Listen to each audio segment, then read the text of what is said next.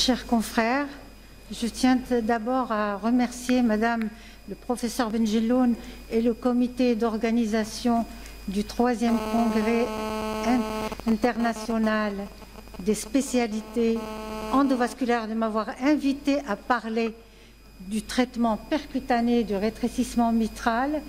Ce rétrécissement mitral souvent oublié par nos conférenciers cardiologues malheureusement, alors que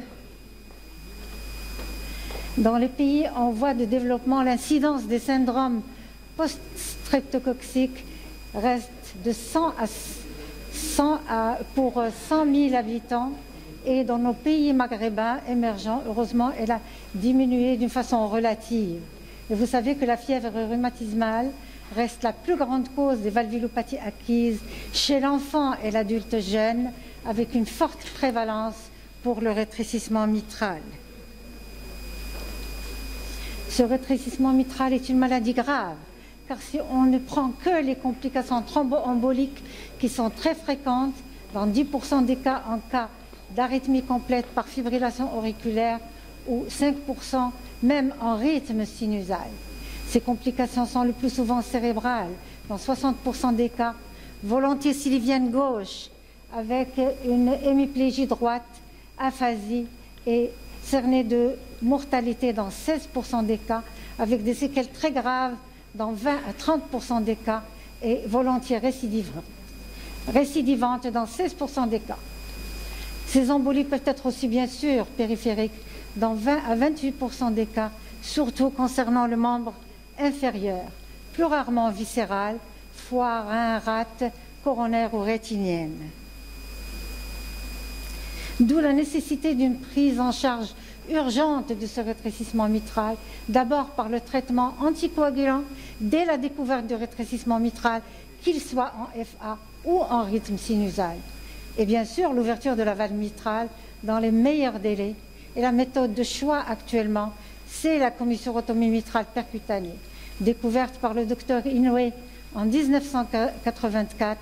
Elle est devenue une véritable alternative à la commissurotomie à cœur fermé et même à cœur ouvert.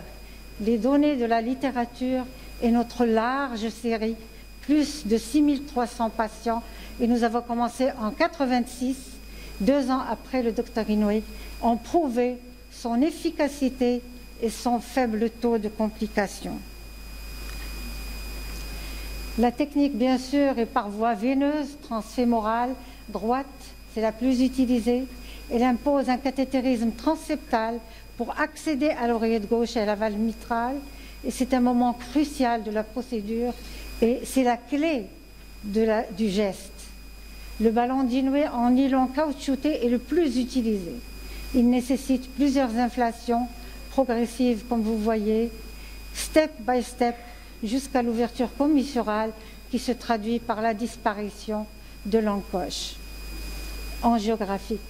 D'autres sortes de de cathéters ballons ont été utilisés avec guide dans le ventricule gauche, soit double ballon, soit ballon métallique, soit ici, c'est le ballon multitrack avec un seul guide et 2 ballons stabilisateurs de pression. Les complications de ces techniques, bien sûr, existent, mais les complications graves sont très rares et gérées dans la plupart des cas par la chirurgie.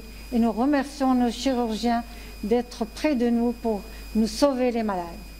La mortalité hospitalière est très rare, exceptionnelle, 1 pour 1000, l'hémopéricarde est de 0,5%, nécessitant une chirurgie exceptionnellement.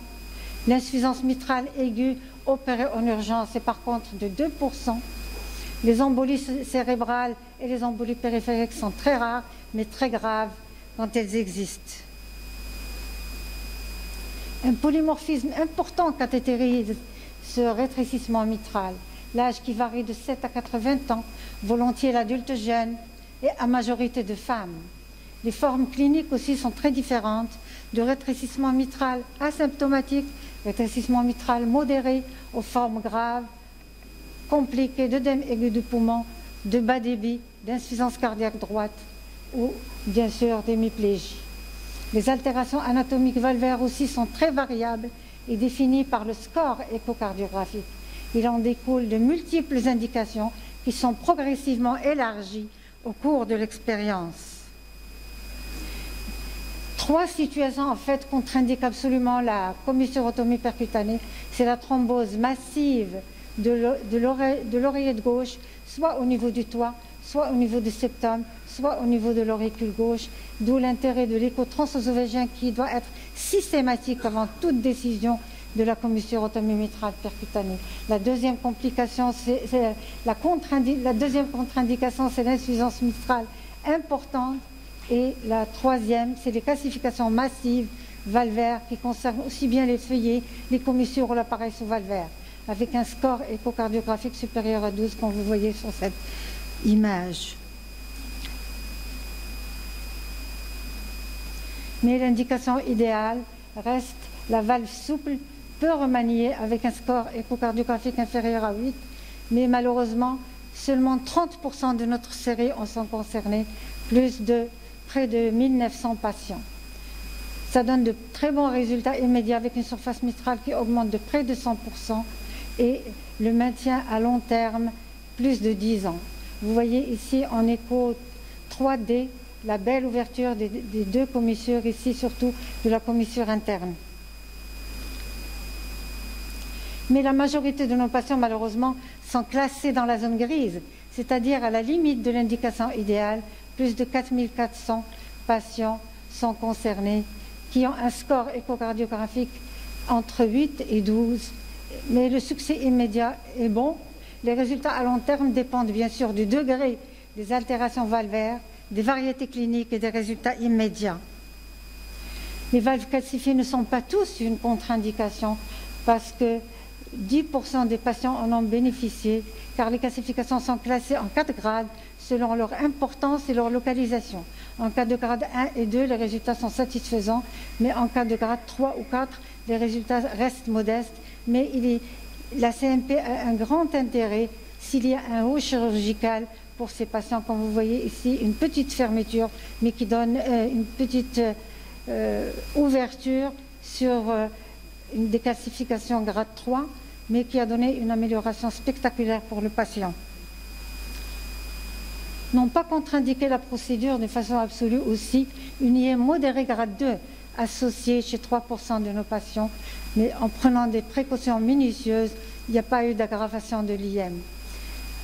Un thrombus de l'auricule gauche préexistant est fondu après traitement antivitamine K associé aux anti-agrégants plaquettaires et après ETO, après la fonte de ce thrombus, on peut très bien faire la commissurotomie percutanée sans risque d'AVC surajouté.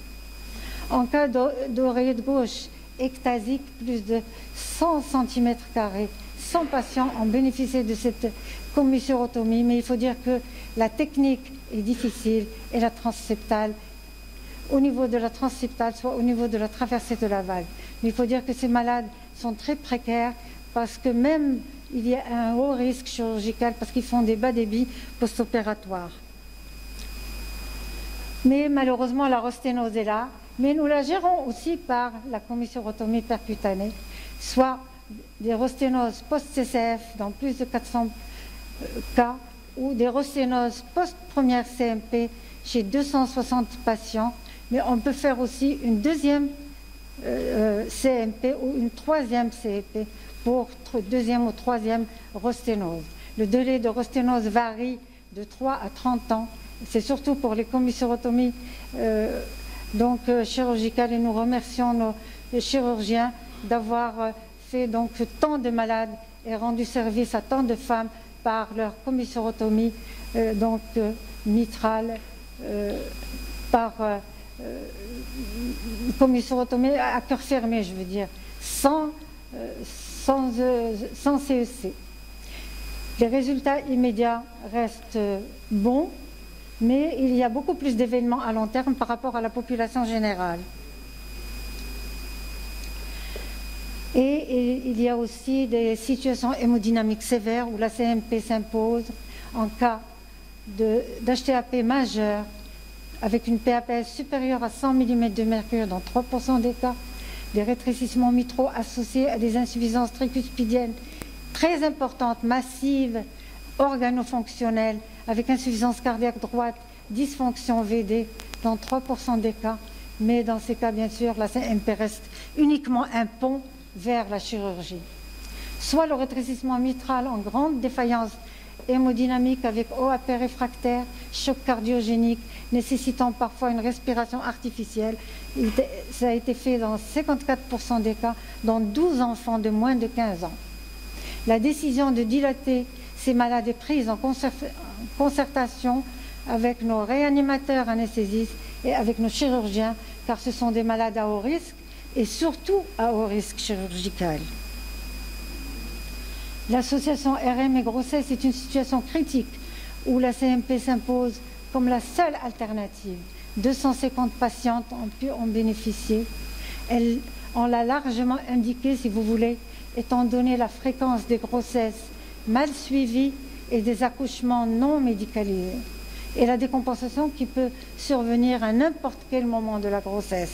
Vous voyez ici un orifice mitral punctiforme avec des altérations valvaires très importantes avant dilatation, et l'orifice a augmenté de 0,3 à 1,5, 1,6 après la dilatation, avec une amélioration fonctionnelle spectaculaire. Donc on peut dire en conclusion que la commissurotomie mitrale percutanée est actuellement le traitement de première intention, voire définitive, du rétrécissement mitral dans tous ses états.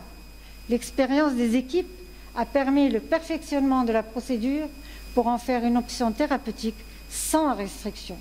Si on navigue en permanence sur une zone grise qui constitue la majorité de nos indications, c'est dans le but de préserver la valve native et le plus longtemps possible. Et je vous remercie.